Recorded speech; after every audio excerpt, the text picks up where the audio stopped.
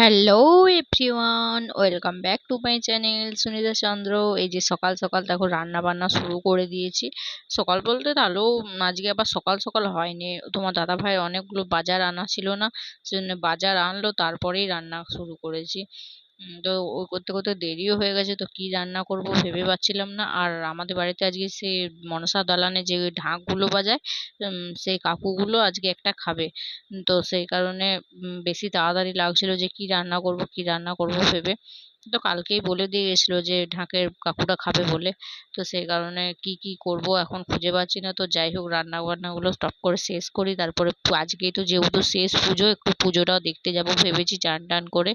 এই যে দেখো আমি মন্দিরে চলেও এসেছি চান টান করে, রান্না কমপ্লিট করে।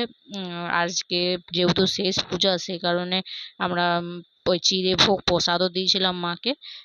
দিয়ে পর আজকে তো খুবই মনটা খারাপ যে বেশ এতদিন এনজয় হচ্ছিল, দারুণ দারুণ। এইখানেই তো সারাক্ষণ ছিল, খেলা হচ্ছিল আর হচ্ছিল। তো যাই হোক, মা যতদিনের জন্যই আসবে ততদিনই আনন্দ বেশ ফুর্তি করে থাকা হবে। তো চলো আবার পুজো দেখে ঘট ভাসান হয়ে গেল, তারপরে এবারে দেখি খাওয়া দাওয়ার পালা, ঋষিকে খেতে দেবো। সে কারণে দেখেন তোমাদের দেখিয়ে দিচ্ছি কি কি রান্না করেছি। মাছের ঝোল করেছি, আজকে তো মাংস খেতে পারবো না, তো আজকে মাছের ঝোল হয়েছে। লাউ চিংড়ি করেছিলাম, আর ওই শাক ভাজা করেছিলাম, আর ভাত আছে, আর ওই কাল্লা আলু ভাজা করেছিলাম। ব্যাস, আর চাটনি তো ফ্রিজে ছিলই।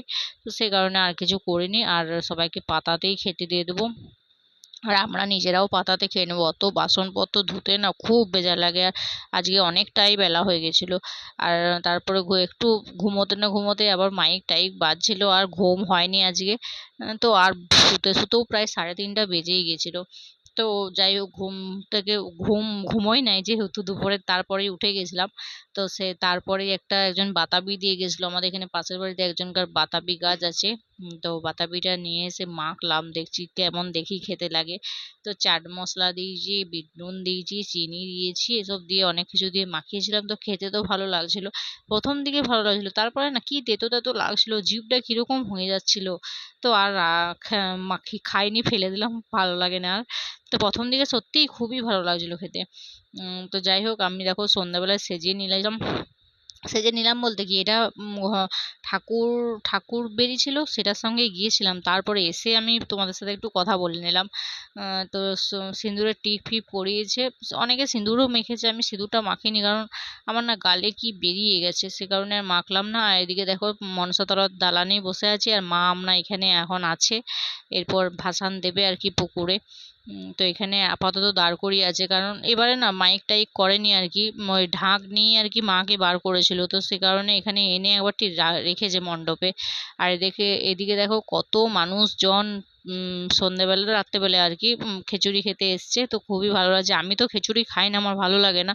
তো আমাদের পাড়াতেই যেহেতু একবার বসেছিলাম খেতে, তো আমার বাসি খিচুড়ি ভালো লাগে, এমনি টাটকা খিচুড়ি অত খুব একটা ভালো লাগে না। তো সে কারণে আমি খাই না, অন্য অন্য বছর খাই না। তো এবছরে বসেছিলাম বলে একটু বসলাম খেতে আর কি।